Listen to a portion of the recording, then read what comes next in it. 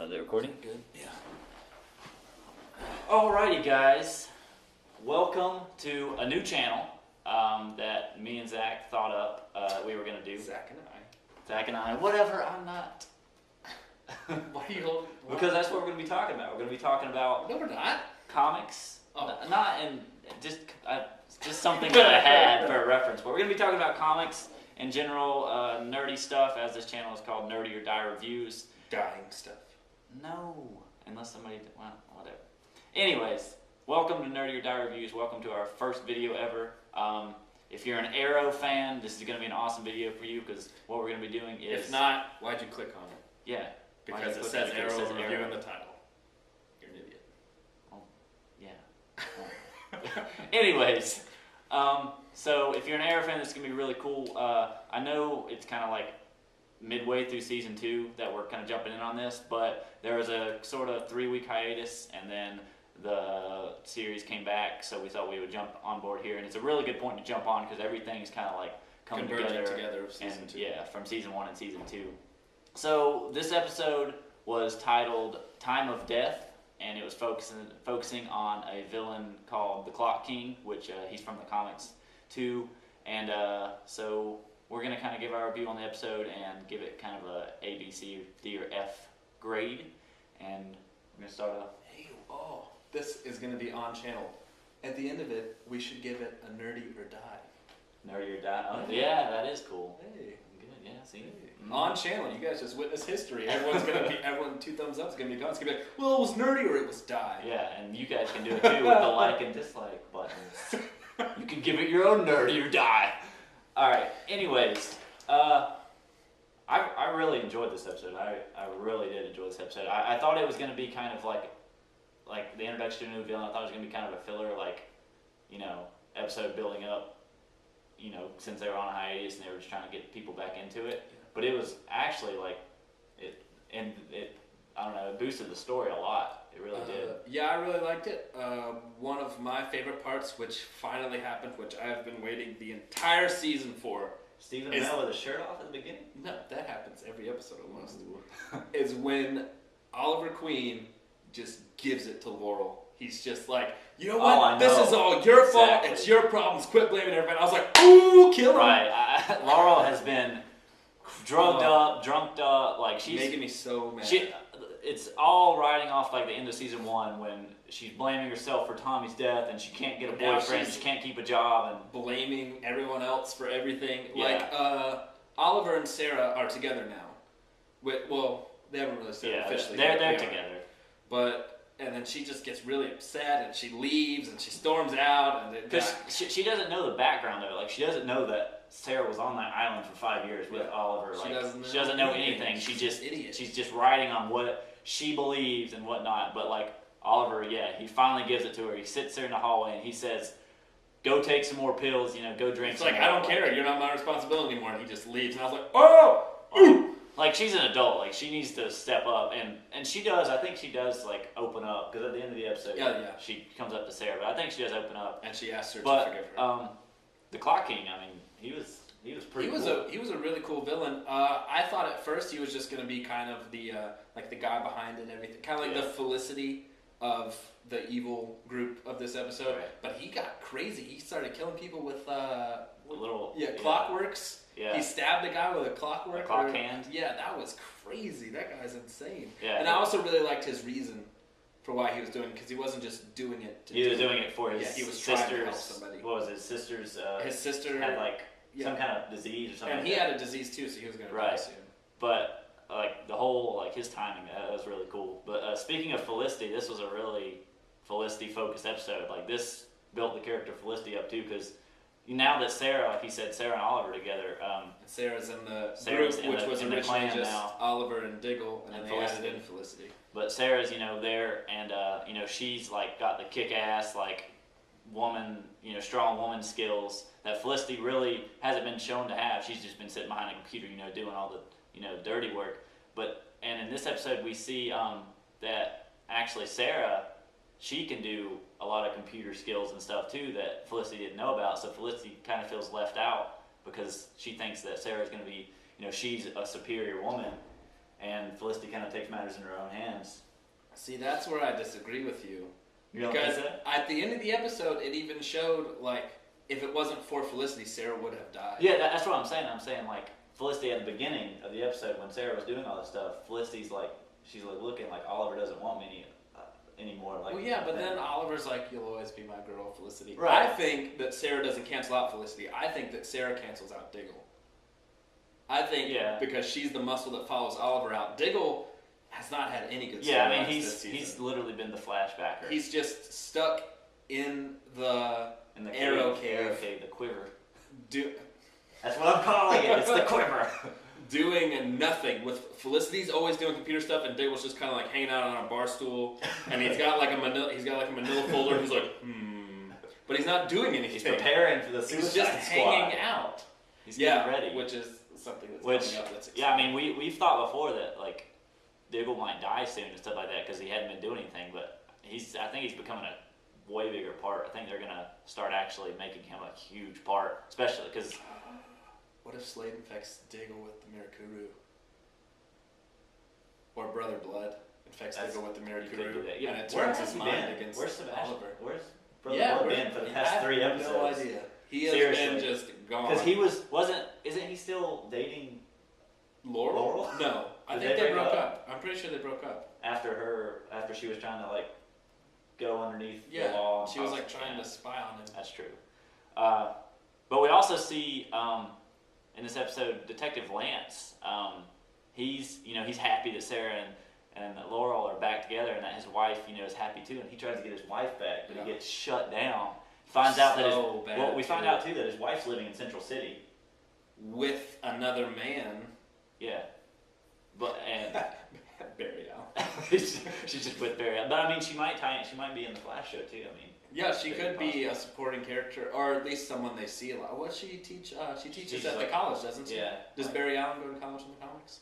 I don't know. Because he could be going to Central City University to be a detective because he shows up in Arrow and says he's a detective, but then you find out he's not. He's not. Really. He's just trying to solve his mom's death. And so I think he could be going to Central City University to try to be a detective. That's true. And then the Laurel and Sarah's mom, I have no idea what her name is.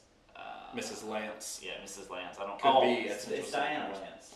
Oh yeah. Diana or was it Dina? Something. It's like Diana or Dina. Something like that. It's spelled weird. But yeah, that's her name because she's like the Black Canary. Yeah, it's in the comics like that. But yeah, Detective Lance kind of gets shut down, and he's like, shut down bad too. Yeah, he's like, oh, he's like Laurel calls him out like in the middle of it. She says something, and Detective Lance is like, yeah, I bet you can go ahead and turn in your resignation there, and she's like, no. And he's like, what? Yeah. She's like, I'm with someone. Blindsided. And then Laurel's like, you think she was just gonna wait around? And I was like, and Lance is like, awkward. It was really bad. Hashtag embarrassment. But another really cool thing in this episode was the funny Felicity earning her scar because cool. she the Clock King was the main villain, and there was this whole big thing with the Clock King, and Felicity went to do her own thing, and then the Clock King actually had a gun, and he was about to shoot Sarah, and Felicity went and pushed her out of the way, and she got shot in the shoulder with the gun, and then while she was being shot, while she was falling down, she flipped a switch because she programmed his cell. No, she was already down. Was she? Yeah, she was down, and then Clock King was walking up to. Yeah, she programmed his cell phone to the Clock King earlier in the episode used a virus, and it completely wiped out all of the Quiver's hardware. Don't want to call it that. And then Felicity reverse engineered that and sent the virus to his cell phone, so it distracted him, and I think it zapped him and it knocked him out. Yeah, it knocked him out. But then Felicity got shot in the shoulder, and then you see at the end of the episode Sarah patching her up and her. But an important point to make: Clock King is not dead, so I'm sure he'll be back. Yeah, he's not dead, so he could be working with someone. Slade could recruit him or something like that. And speaking of Slade. The end of the episode, oh my gosh, you guys need to watch Arrow. I'm just saying, it's awesome. But the end of the episode, if they made it all the way through this review and they're not watching Arrow, so Thea texts Oliver, says 911, come home, and I was like, ooh, what could that be? Could something be happening to Mara? And then come home and Moira. Well, I can't say the name. It's weird. Moira. It's just weird to say like that. Moira, whatever. It's Moira. She goes home. Thea's not there, and it was just like a ruse to get, you know, Oliver and Moira. Or so Oliver thinks. Yeah, but Moira didn't even know, and was actually in a meeting. Thea's not home. Yeah, she's in a meeting with Mr.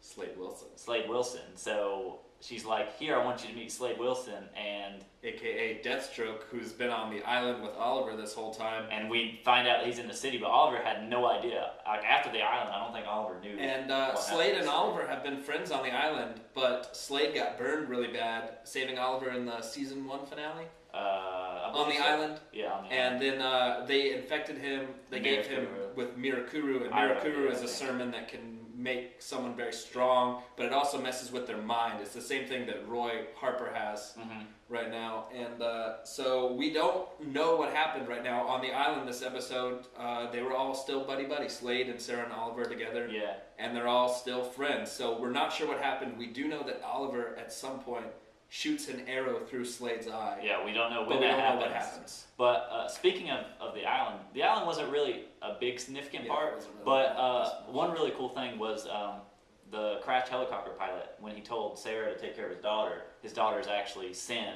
the short black-headed girl, which that was a cool tie-in. I had no idea. I thought she was just like a random character. I had thought about it, but when it showed, like he was holding the picture, it shows him holding the picture, and it kind of covers it up, and it just says the game, and like I'm a Marvel guy. I lost the game. I'm a Marvel guy. I'm not a big DC Comics reader, so as soon as I saw that, I was like, oh, the game, is that some kind of hero? I was like, oh, the game, that's gonna be a cool hero. I had no idea if it was anybody important or not, and apparently it is not. Yeah, it just said the game. Did you really notice that? Oh, well, it said the game, and I was like, there must be a reason for them putting it up so close where it says the game. So I thought it was a hero or somebody that could possibly come back later. I have no idea. That's so weird. And then I figured out it was Sin. Yeah. But anyways, at the end of the episode, we find out that Oliver meets Slade, shakes his hand, and Slade says, both know. "Pleasure to meet you, Mr. Queen," and now they both know. He knows where he lives. Well, yeah, Slade knew Oliver was back. Yeah. But Oliver had no idea that Slade was still alive. Oliver thought when he shot him in the eye with the arrow that Slade was dead. So Oliver doesn't know how Slade gets off the island, neither do we. We don't know what happened between Oliver and Slade to make them enemies. We don't know why Oliver shot Slade. Like, all this stuff is happening. It's definitely going to be something tied with Shadow, most likely.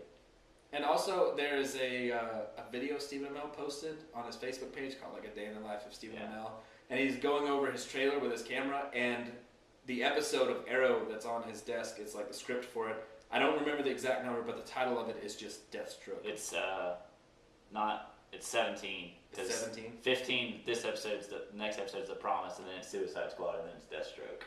Cool. So Arrow's getting really good. This next episode, showing this Wednesday, titled The Promise, the directors and Stephen Amell, everybody has promised that this episode's...